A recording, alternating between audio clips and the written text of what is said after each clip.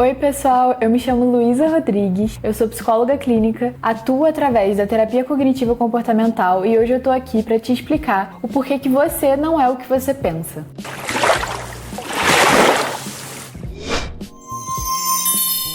Então, para te explicar o que é um pensamento, eu vou ir lá para as bases estoicas da TCC, para uma frase que Epiteto falava que é: o que perturba o ser humano não são os fatos, mas a interpretação que ele faz desses fatos. Então, o pensamento é exatamente isso. É a interpretação que a gente tem da vida e o significado que a gente dá a ela. A gente tem essa tendência quase que natural significar a vida, né? A dar significado à vida de acordo com as nossas ferramentas internas, os nossos valores socialmente construídos também, né? A nossa cultura. E por isso, a visão que a gente tem de nós mesmos, dos outros e do mundo não deve ser interpretada como sinônimo da realidade, mas sim como uma interpretação da realidade. Esse movimento de dar significado às coisas é um traço natural da espécie humana. É como se fosse para orientar a nossa conduta no mundo. Então, por exemplo, se a gente vê uma pessoa na rua andando devagar, a gente pode pensar: nossa, essa pessoa tá andando muito devagar, ela não deve ter nada pra fazer da vida dela.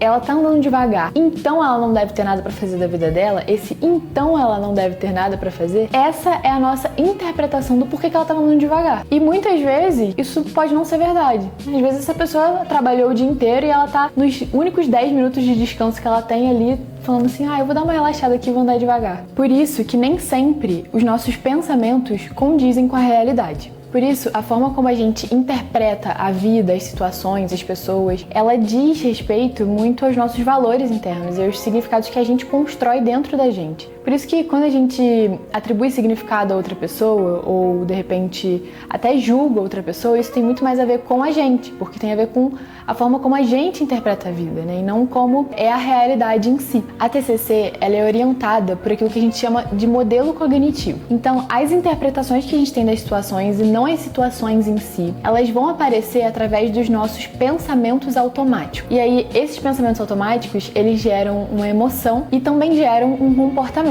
E aí, os pensamentos automáticos são aqueles pensamentos que vêm rápido, assim, que eles estão numa camada mais superficial da nossa consciência. Na verdade, muitas vezes a gente nem tem consciência dos nossos pensamentos automáticos. Um exercício pra gente entender o que é um pensamento automático é quando eu te digo o seguinte: não pensa num elefante rosa. Você conseguiu não pensar num elefante rosa? Acho muito difícil, porque a primeira coisa que vem na mente é geralmente a imagem do elefante rosa, né? É justamente esse pensamento que a gente não consegue controlar. Muitas vezes a gente tem mais consciência da emoção que esse pensamento gera e do comportamento que esse pensamento gera do que o comportamento em si. Quando a gente vai lembrar de alguma situação que a gente passou na infância ou num momento passado, é muito mais fácil a gente lembrar o que a gente estava sentindo e o que a gente fez do que a gente estava pensando naquele momento. Mas a terapia cognitivo-comportamental, ela dá pra gente a capacidade de desenvolver a habilidade de conseguir trazer pra consciência esse pensamento automático e pensar sobre esse pensamento, que é o ato de refletir sobre esse pensamento. E esse pensamento é o fio condutor para uma jornada interna dentro de nós, ele que vai conduzir a gente pro nosso sistema de crenças. Geralmente nós conseguimos visualizar o comportamento da pessoa e o sentimento. O pensamento é algo muito interno e até mesmo para a própria pessoa. E quando a gente entende o que a gente estava pensando no momento, os nossos sentimentos e os nossos comportamentos fazem muito mais sentido. Para ficar mais fácil de entender,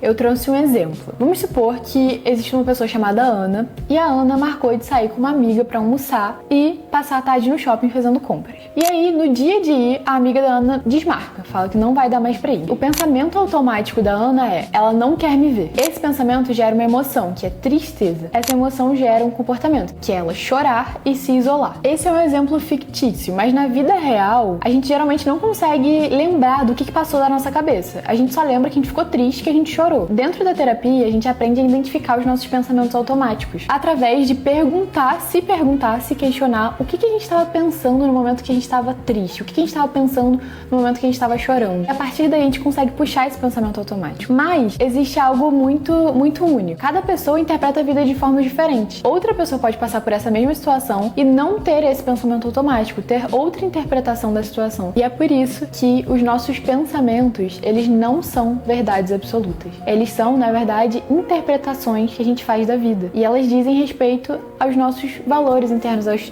significados internos, às nossas ferramentas que a gente construiu ao longo de uma vida, né? As nossas crenças. E é por isso que você não é o que você pensa. Porque muitas vezes o que você pensa está totalmente ligado a uma crença interna e profunda que você tem, e muitas vezes essa crença, ela não está alinhada com a realidade. Então, a crença da Ana era: eu não sou digna, eu não sou boa o suficiente. E por isso que ela ficou triste quando alguém desmarcou com ela. E essa crença, ela não estava alinhada com a realidade. E é por isso que ela estava causando sofrimento nessa pessoa. Essa crença, ela não estava alinhada com a realidade porque a amiga da Ana desmarcou com ela por outro motivo nessa situação, exemplo. Por conta da crença nuclear que estava enraizada dentro dela, ela interpreta a situação como se fosse culpa dela, porque ela não era boa o suficiente. E é por isso que as nossas crenças, elas funcionam como as lentes através das quais a gente interpreta a vida. A terapia, ela tem um papel fundamental nisso, que é te ajudar a identificar os seus pensamentos automáticos e, através desses pensamentos automáticos, te ajudar a entender o seu sistema de crenças por trás dele. A partir daí, conseguir ampliar esse sistema de crenças, questionar, muitas vezes questionar, e muitas vezes reestruturar esse sistema de crenças, vendo se a gente pode substituir essas crenças por outras mais alinhadas com a realidade, outras crenças mais leves e mais equilibradas. É por isso que quando você acredita 100% nos seus pensamentos, você pode estar correndo o risco de estar olhando a vida com lentes distorcidas. A terapia te ajuda a você não ser refém disso e te ensinar a ser uma pessoa que pensa sobre os seus pensamentos. E se você sente que as lentes que você enxerga a vida estão um pouco distorcidas e você precisa olhar pra isso com mais carinho, as minhas informações estão na biografia do meu Instagram, que vão estar aqui na descrição desse vídeo. E não se esqueça de dar o like aqui no vídeo pro YouTube entregar pra mais pessoas, ativar o sininho e se inscrever no meu canal. E muito obrigada por terem assistido até aqui. Até a próxima!